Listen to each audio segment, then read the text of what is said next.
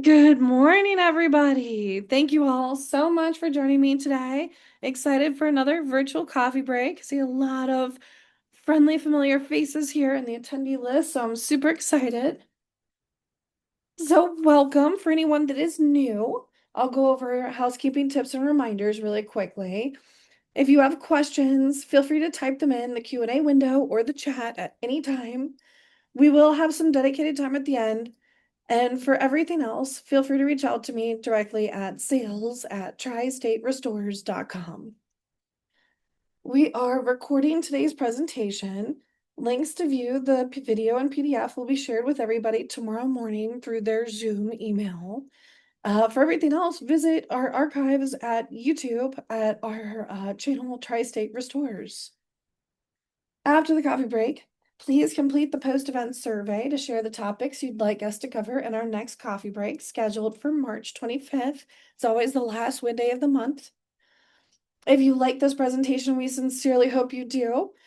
Please share a review of Tri-State on Google. That is subject to Google's review process, but once I see it pop up, happy to give you a gift card for your time.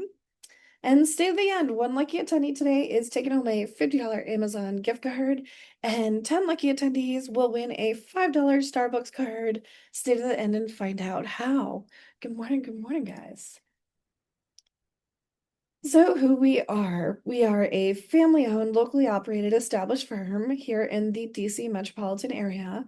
We specialize in disaster recovery, including mitigation, remediation, removal, cleanup, and restoration efforts of both large and small water, fire, mold, biohazard, lead, and odor-caused damages.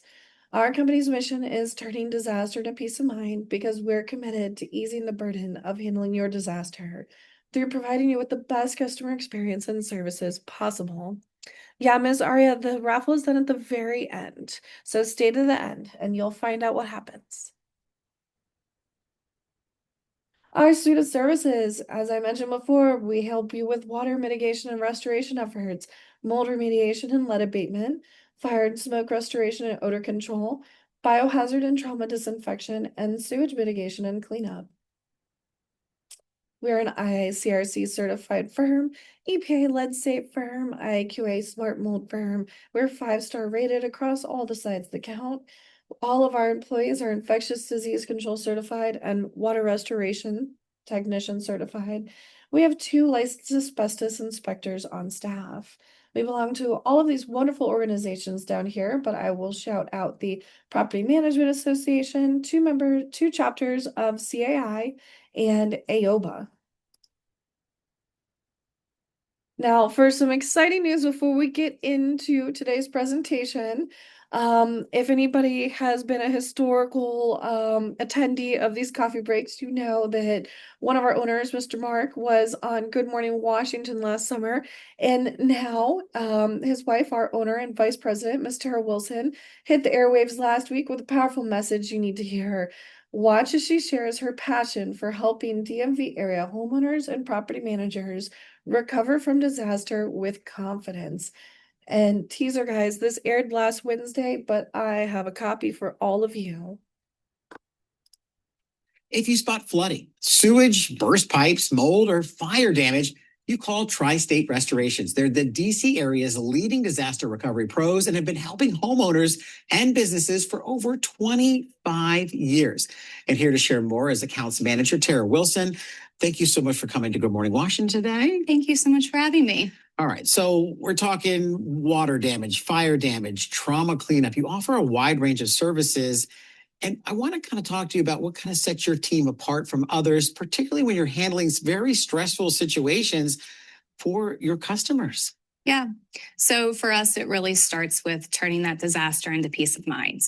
And our Tri-State Restorations team, that's not just a tagline. That's our way of servicing our customers in Maryland, Virginia, and DC.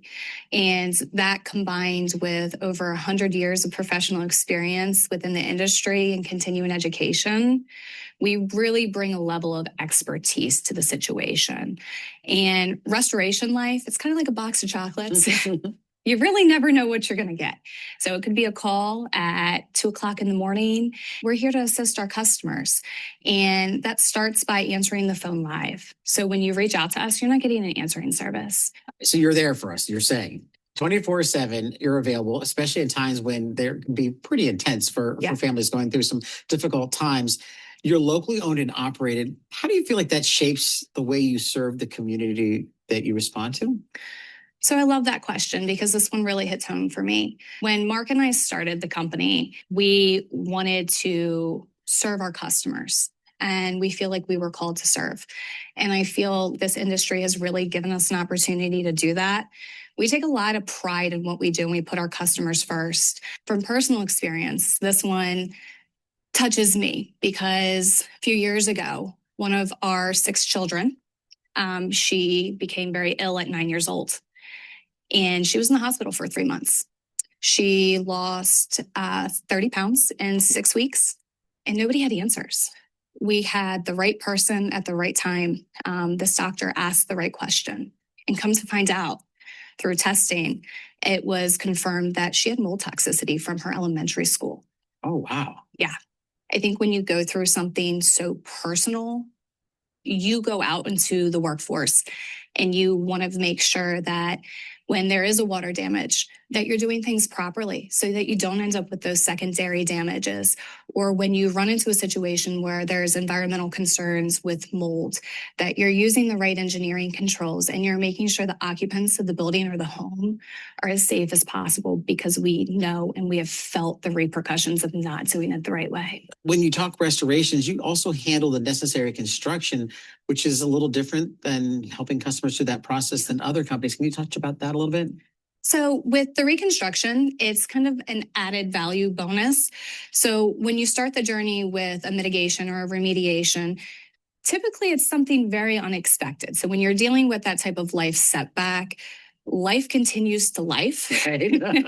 There's no pause button. There is not. So you want to be able to have a one-stop shop. And it just it brings down the stress of the situation. So you're on call 24/7. What motivates your team day and night to be there for the customers? I mean, that is a level of commitment that you don't often see. So I think when you have the level of expertise that we have as a company, and people have been doing this for many years, you really have empathy for people and you see things that other people don't have an opportunity to see. I myself, the week before Thanksgiving, had my house flood. It was a monsoon. It was raining in my kitchen.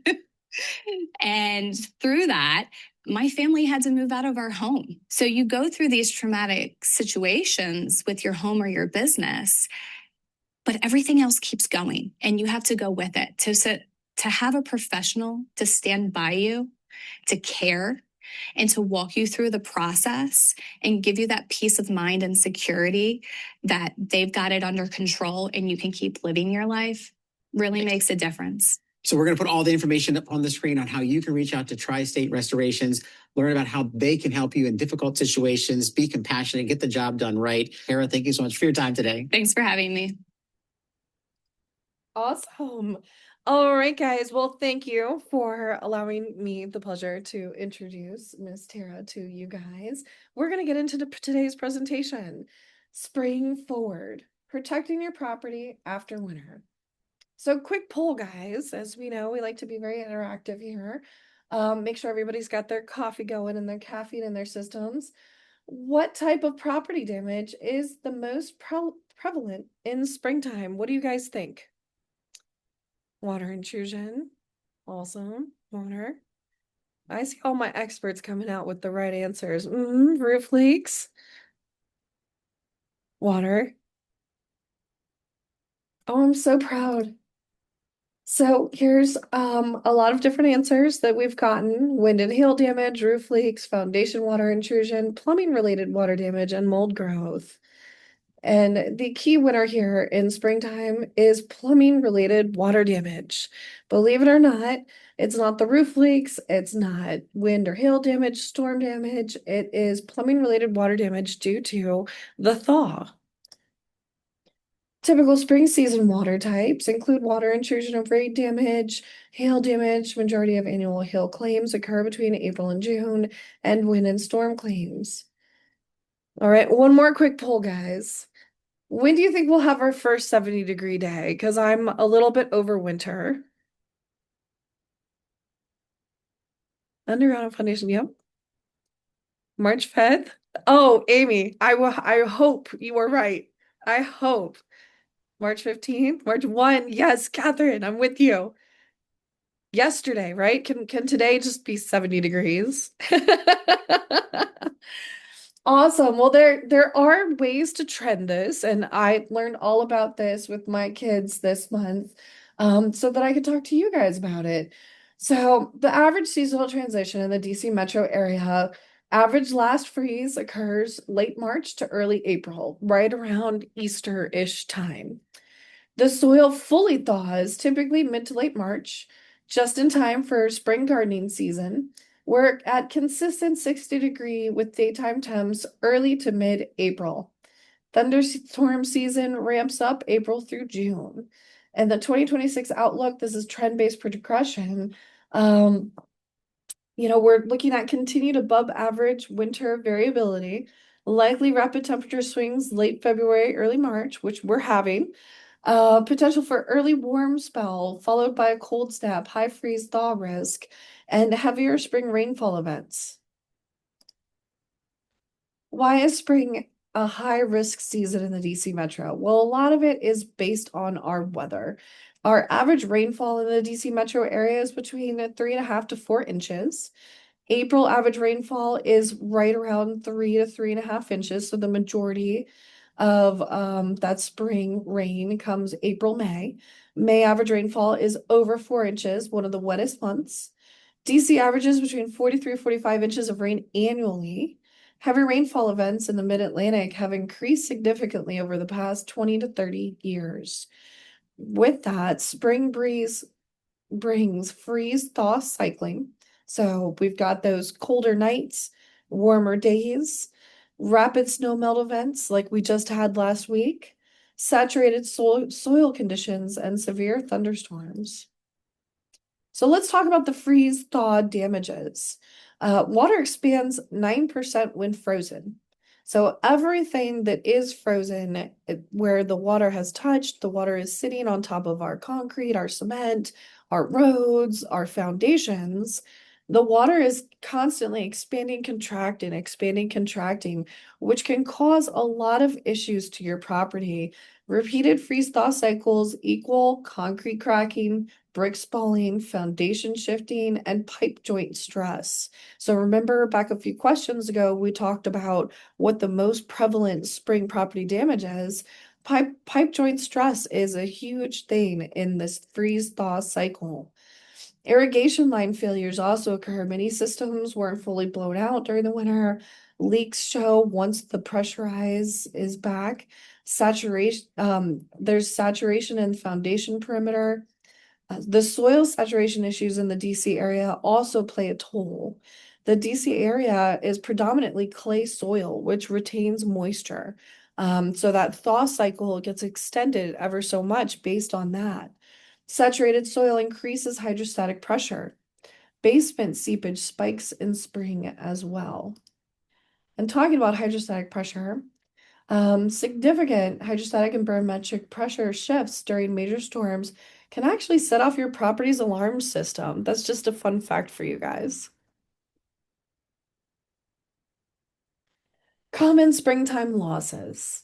Most spring property damage claims are not from storms, they're from issues that started in winter. Property claims spike in early spring as hidden pipe failures and freeze-thaw stress reveal themselves when temperatures rise. We're going to go through some of the major types. Drywall and structural damage. The spring trigger here is the thawed system leaks into the wall cavities, ceilings, and foundations, surfacing with rain and humidity. Roof leaks and exterior failures cause 25% of springtime water damage claims. The rainy months uncover compromised roofing that didn't fail catastrophically in winter, but is now vulnerable. HVAC leaks and condensation and drain line failures. The spring trigger here is systems are dormant all winter and they can harbor blockages or corrosion that only present itself once they're activated. Mold remediation. Spring triggers, moisture trapped in walls, attics over winter becomes a growth environment once the heat and humidity rise. Often increases total water damage costs by thousands of dollars. We want to catch these things before it turns into mold remediation, right? Foundation and structural cracks.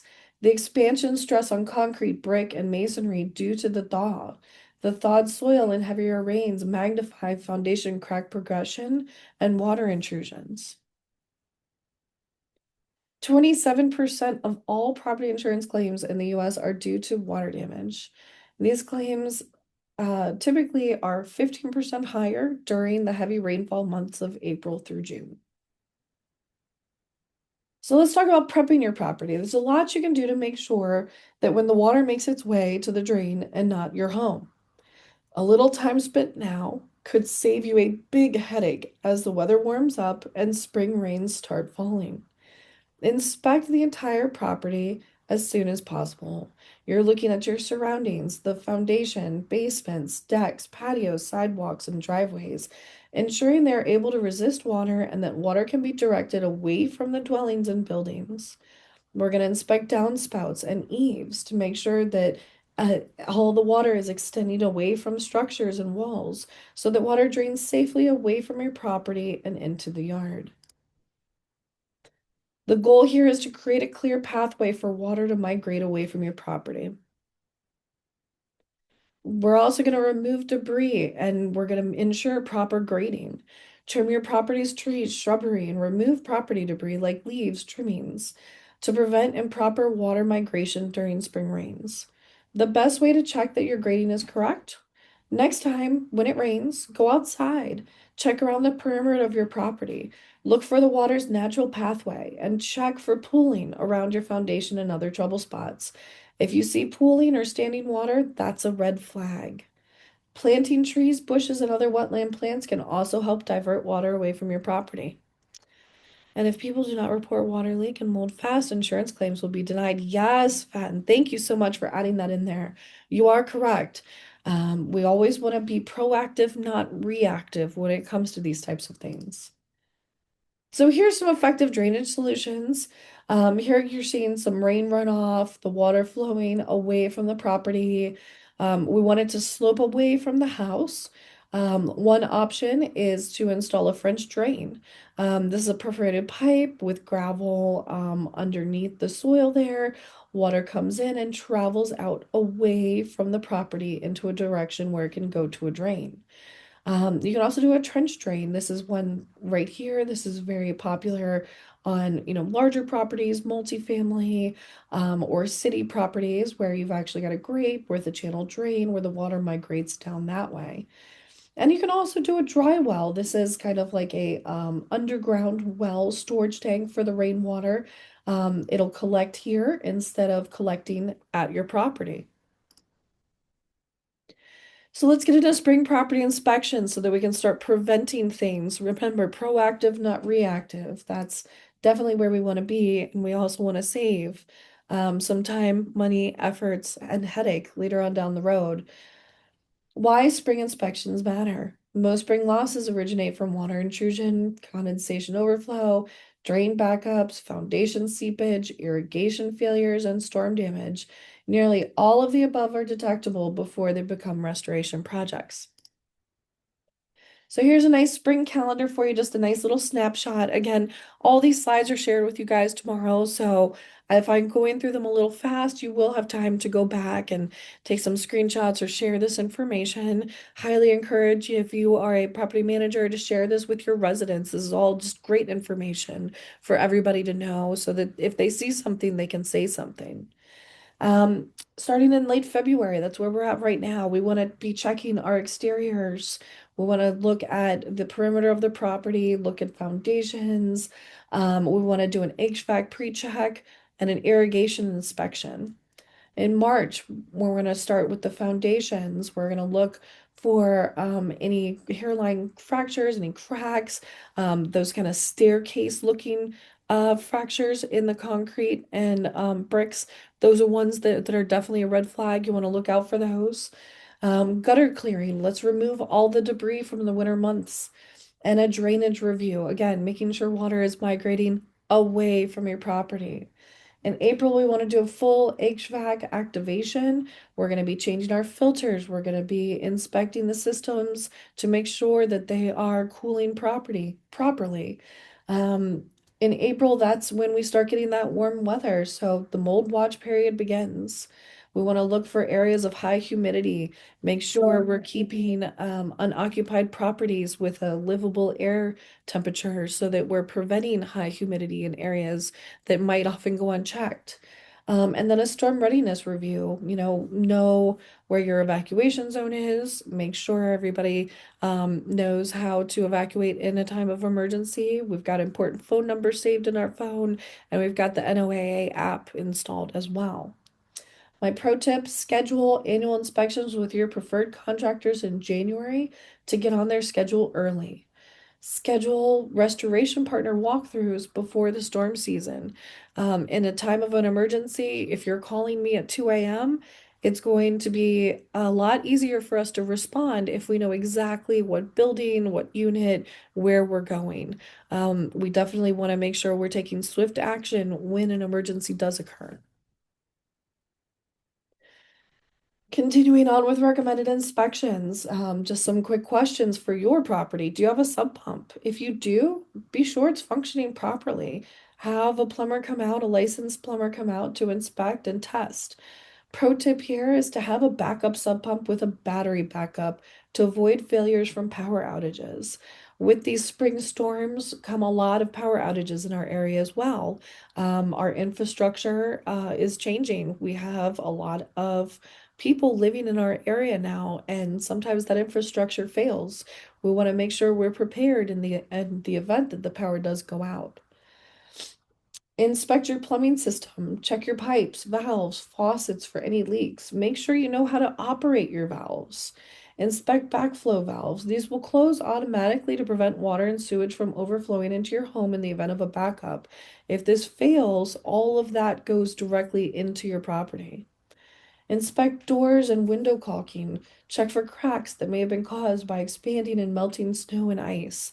Make necessary repairs to prevent water migration and unwanted indoor moisture and humidity, which can later cause microbial growth. Now we're getting into hose bib inspections right before we get into the spring gardening season and we start to turn on our hoses. We want to make sure that they're working properly and that we don't end up flooding our homes. So I've got Mr. Dion Gray here to explain to us exactly how your hose bib works. Good afternoon, everyone. This is Dion here to give you another heads up video from Tri-State Restorations. In front of me, as you see, I have a hose bib here. As spring is approaching, you may be using this to water your grass, your garden, even your vegetables, or wherever it may be. I'm here to show you the characteristics of this and how to turn it off and on. First, to turn it on, counterclockwise, lefty-loosey is a trick that I normally use, right? And then it stops, and then righty-tighty to turn off. Alrighty? And it locks in, just like that. You may have an access port behind this wall to turn on and off the water supply to this hose bib. A lot of times in the winter, we forget to turn it off, which causes primary and secondary damages in your home. Here's one for example. This you may not see because there might be drywall or a panel in the way. This froze and cracked wide open. Customer didn't know until we removed it. See what happens? Have any more questions? Give me a call. 240-428-9717. Bye-bye. And if you'd like to check out any more of Dion's quick heads up updates, they are all available on our YouTube channel. He talks about a lot of different things to help you prep your property for the season. These are great short clips. There's nothing over 2 minutes. It's a fantastic way to just share ways to help protect properties. All right, inspections continued. So HVAC, we want to inspect rooftop units, clear condensation lines, replace filters, check ducts for the insulation, make sure there's no degradation there. The condenser coil cleaning, that's a big one. We're going to get into that in a second. Spring HVAC startup is one of the most common times for drain pan overflows, condensation leaks, and air quality complaints. HVAC startup best practices. Spring startup mistakes are common, so let's make sure we're getting everybody off on the right foot before the summer heat hits. We want to change filters before startup. We recommend HEPA grade air filtration systems. Inspect ductwork for condensation damage. You want to clean your coils, check your drain pans, look for cracks. If you see a crack, you might want to have that switched out. Confirm condensate line flow. If there's any breaks in your condensate line or there's any clogs, this could cause a potential backup in the system, which could A, fail your HVAC system, but also flood your home. So we want to make sure we're catching these things before they become an issue. Improving cooling performance. Spring is also an ideal time for coil cleaning because systems are about to run heavy all summer. Dirty coils cause higher head pressure, compressor strain, short cycling, and premature compressor failure. If coils are dirty, units struggle to reach the set temperature. Residents complain about uneven cooling. Maintenance teams get unnecessary service calls, and compressor replacement is one of the most expensive HVAC repairs. So if you're doing your due diligence to clean these properly annually and make sure they're in tip-top shape, you can save yourself a lot of headache and a lot of money. Continuing on with inspections, we have some more plumbing in here. Pressurize the irrigation system carefully. Inspect main shutoff valves. Make sure they're operable, and make sure you know how to use them. As I mentioned, Dion has a lot of great heads-up updates. That's one of them. So if you're not sure how to use your shutoff valve or how to turn it on and off, check out our YouTube channel for a quick 1-minute video on how. Check for freeze-thaw pipe expansion damage, like the video we just saw. That copper pipe completely, it exploded basically. The pressure built up from the freeze-thaw cycle, and it cracked the pipe, leading to water damage in the customer's home. In our electrical systems, we want to inspect for we want to inspect our indoor and outdoor panels. We want to check all GFCIs. The outdoor outlets that are exposed to moisture, like your garage, your outside, and your basement outlets, they often do see condensation and high humidity. You definitely want to check and make sure there's no degradation there. If you smell kind of an ozone smell, that's a huge red flag. Any kind of burning smells, definitely have a professional come out, an electrician come out and do a full inspection and make sure you are preventing fire damage in your future. You want to check for corrosion inside of your panels as well. Moisture in a panel is a huge fire risk.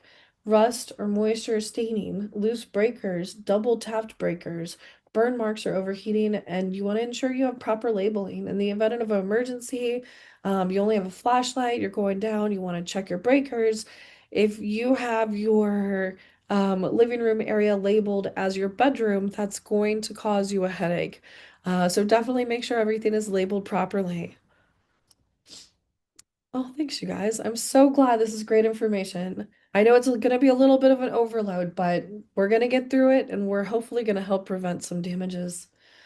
Electrical continued. Spring is a great transition. Load season systems go from low winter demand to heavy summer usage.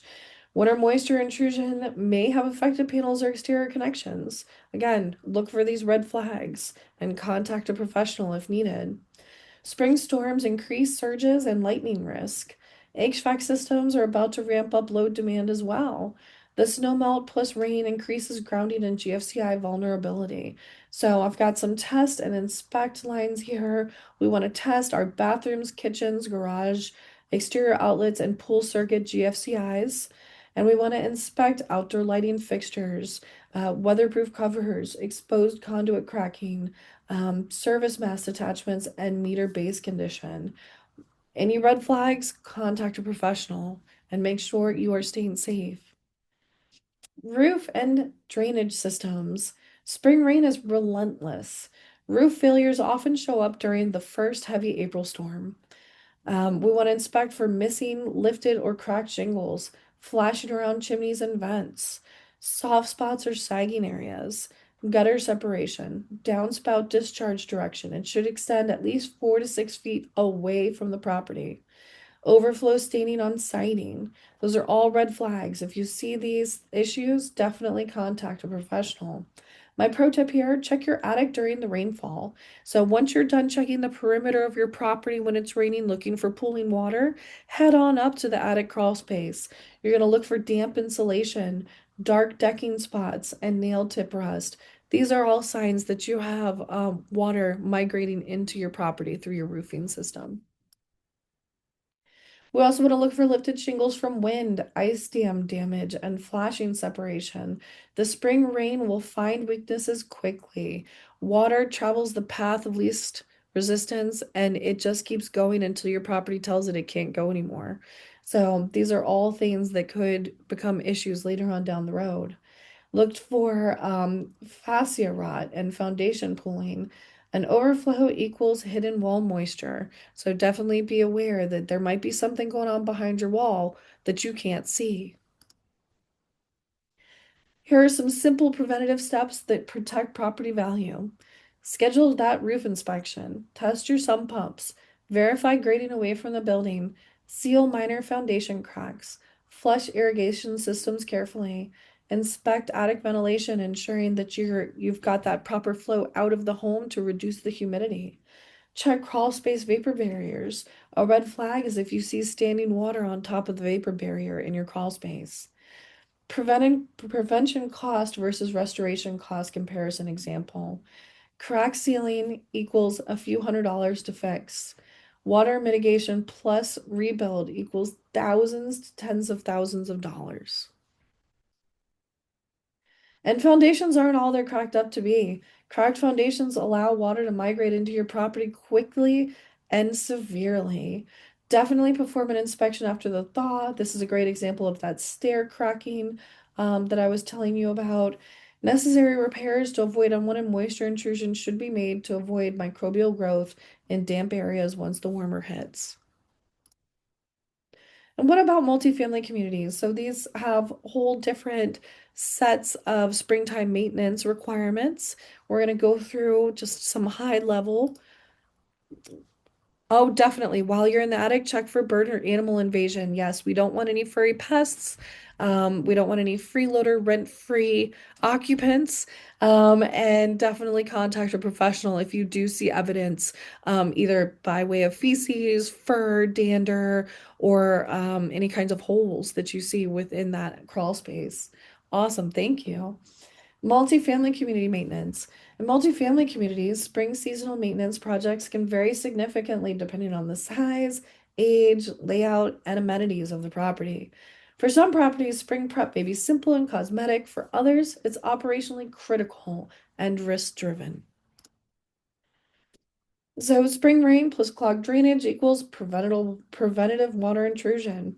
We want to make sure we're inspecting our properties to prevent this by removing winter debris from entry pits and decorative planters, clearing leaves from the stairwells and breezeways, pressure washing sidewalks and common areas, checking exterior lighting and signage, inspecting minor facade cracking, testing exterior hose bibs and irrigation lines.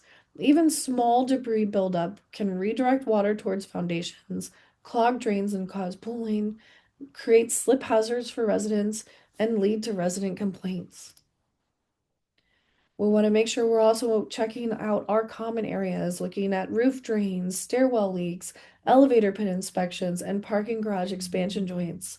In resident spaces, we're looking at bathroom exhaust fan functionality, filter replacement schedules, balcony drainage checks, and caulking inspection around windows. My pro tip here is to document inspections now. It helps with insurance and liability defense later. Coordination and system readiness. So for those communities that have pools, we want to do some pool prep because pool season opening is around the corner, y'all. We want to drain and clean, inspect tile and coping for freeze cracks, check pumps and filtration systems, and verify backflow preventers. Our tennis courts and playgrounds, we want to check the surface for freeze-thaw cracking, drainage assessment, making sure water is draining away from the property. Equipment safety checks to make sure that there aren't any residents that are going to come to harm from using the facility. Roof and awning inspections include the main membrane separation, flashing stress points, gutter clearing, and downspout flow confirmation. Now, many of these property hazards lead to one major destructor. Any guesses? What the secondary damage that is in common with everything we've just talked about? I'll give you a hint. It's mold. Warm weather plus humidity and rain is the perfect condition for mold and microbial growth. And what is mold? Well, it's a general term for harmful microorganisms, including molds, yeast, and bacteria. Molds are fungi, not a fungi. They can be found both indoors and outdoors. No one knows just how many species of fungi exist, except estimates range from tens of thousands to several hundred thousands or more. Just like all living things, water is essential to the life of microbes. Molds grow best in warm, damp, and humid conditions and spread and reproduce by making spores. Mold spores can survive harsh environmental conditions, such as dry conditions that do not support normal mold growth as well. Are all molds bad? No. Molds are used in the manufacturing of products we regularly consume. While some molds are beneficial, it's crucial to distinguish between good and bad molds, as some molds can be harmful or even toxic. And I say this, I want to pivot for a second. There's these at-home test kits for mold that you can get at Home Depot, Lowe's, any home improvement store. And, the issue with these at-home test kits is that they pick up both good and bad molds, but they don't tell you the type of mold that tested positive. They only say positive. So we do often get a lot of calls from local area residents where they say, oh, I have a positive mold test. I need remediation in my home. And before we send them down the avenue of spending sometimes tens of thousands of dollars to remediate, we want to make sure that we're actually doing more good than harm. Not all molds are bad. Some are naturally occurring. Some may pop positive on an internal test because it's fall time outside. Leaves are falling off the tree. Plants are dying.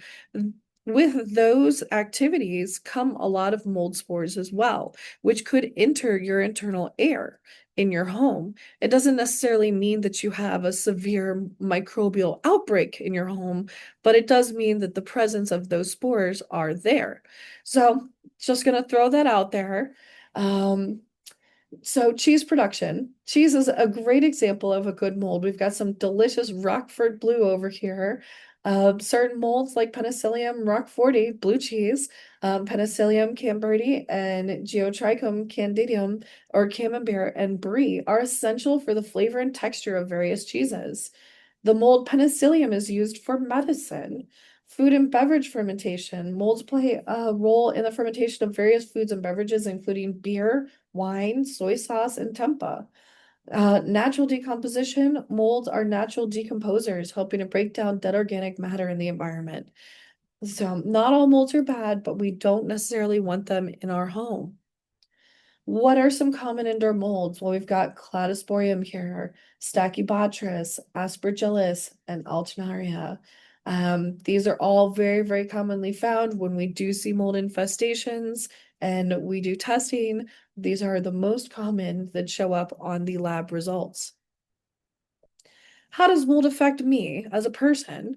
Well, common effects include nasal stuffiness, eye irritation, wheezing, skin irritations, fever, shortness of breath, and lung infection or disease. But as you all remember from Miss Tara's video, some people are just predisposed to having such horrible reactions to mold exposure that they end up hospitalized. They end up having asthmatic, reactions.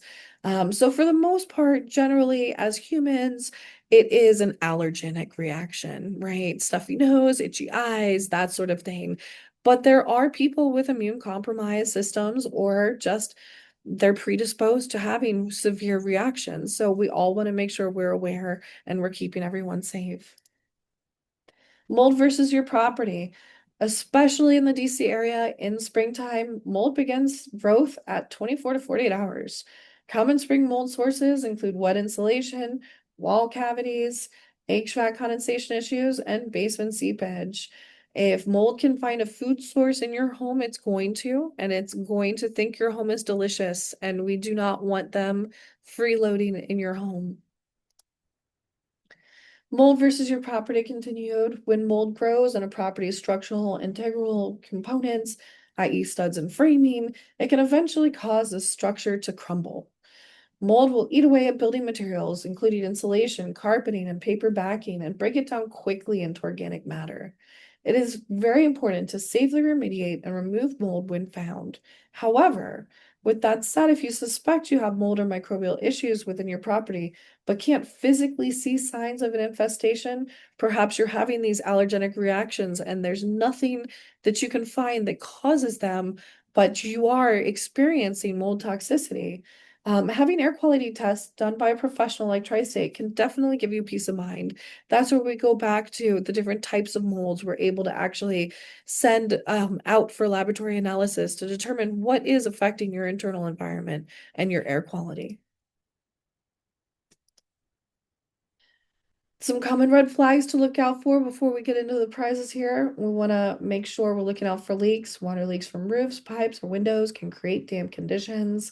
Flooding events can saturate building materials and lead to widespread mold growth. Poor ventilation. Stagnant air with high humidity provides a perfect breeding ground for mold. Condensation issues, moisture from activities like showering, cooking, or drying clothes can accumulate on surfaces and form mold. My pro tip here, make sure you have fans, make sure you have a window open, make sure you're clearing out that high humid air with fresh air from the outdoors. Damp basements with poor drainage or waterproofing can quickly become damp and moldy. Wood exposed to moisture, such as leaks or spills, can be a perfect breeding ground for microbial growth. And then at the end of the day, indoor humidity levels above 50% highly encourages mold growth. We want to make sure we're keeping that indoor environment stable. Okay.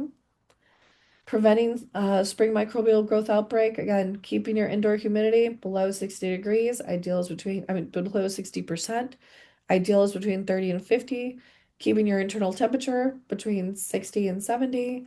Repairing likely leaky pipes and faucets immediately, not letting those get prolonged to the point where microbial growth starts to form. Turn on exhaust fans when bathing and cooking. Clean out your gutters to make sure that there's no backflow and make sure water drains away from your property. So, how much rain does the DMV actually get on an average each spring? Well, the average sliding 31-day rainfall during the spring season is rapidly increasing. We talked about this a little bit ago, but it rarely exceeds 4.5 inches or falls below 0.9. There's a really fun slide in here that shows you the progression over the years from 1995 to today. And did you know negative air pressure from storms can also cause carbon monoxide poisoning due to failing HVAC systems? This is just a interesting DIY here, but a very, very important thing to know. And that's it, guys. We are getting ready into prizes. But in closing, if you suspect you have a property hazard or require our assistance with water, fire, smoke, lead, or biohazard damages, give us a call. We are available 24/7 to help you through your disaster. All right, if anybody has any questions, happy to do that. I've been trying to grab them as they go along. Let's see here. Mold grows silently, sometimes in the closet. To check thoroughly, it's important because health problems, not only property damage. Yes, Fan, definitely, definitely. As an inspection agent, this is a very detailed session. Oh, thank you, Dylan. I'm very glad. And I hope we are encouraging everyone to, walk their properties, inspect, check all those nooks and crannies, look for these red flags before they become a very costly problem. Check batteries on your CO detector. Yes. When we get to daylight savings, I highly encourage everybody change the batteries on your CO detectors and your smoke alarms. Make sure that they are active and operable. Yes. And here's how to reach us. While I sincerely hope you don't need us, we are here for you 24/7. We're also here to help answer questions. Let me know. There is a survey that'll pop up after your Zoom. Let me know what you'd like to hear at the next coffee break. I'd love to learn about what you guys need and what you'd like to learn about. And I'm happy to do that for you. So without further ado, let's take a look here and do my random number generator. We have 108 people on today's call, and we are going to find one lucky winner of this $50 gift card. I'm going to number 39 here.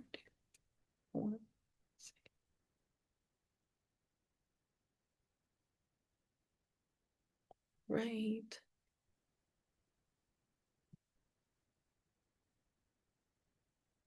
Let's see here. Mr. David Bush, you are lucky number 39. Congratulations. Let's get you some confetti action going. Congratulations, sir. I will be in touch with you after today's coffee break so that we can get this awarded to you. It is a digital gift card, so it'll go through to your email. And without further ado, this is why everybody's so quiet. Let me know one thing you learned today for the chance at a $5 Starbucks gift card. Oh, this is my favorite part, you guys. Always check crawl space moisture barriers for possible water intrusion.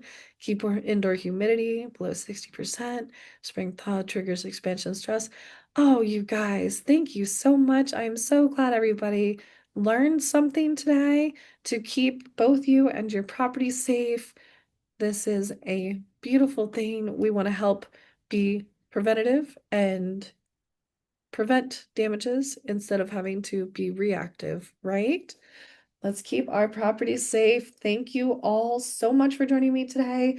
I'm going to be sending everyone a copy of this guide, The Hidden Dangers of Springtime, How to Avoid Mold and Water Disasters. This will be included with your email tomorrow with today's slides and recording. I hope you all have a beautiful rest of your day. I will see you all March 25th. Stay tuned for the topic. Have a wonderful day. Mr. Bush won the $50 gift card, guys. I announced David Bush. Thank you all so much. Have a wonderful day. Take care.